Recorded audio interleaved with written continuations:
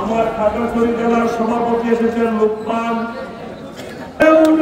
আদিবাসী আমরা সবাই বাংলাদেশি, আদিবাসী বলতে যারা এই দেশের শত্রু তারা, এই দেশের শত্রু তারা, আদিবাসী বলতে যারা। আপনাদেরকে শুধু একটা কথা বলার জন্য আমি এখানে দাঁড়িয়েছি, সময় পেলে পরে বক্তব্য রাখবো।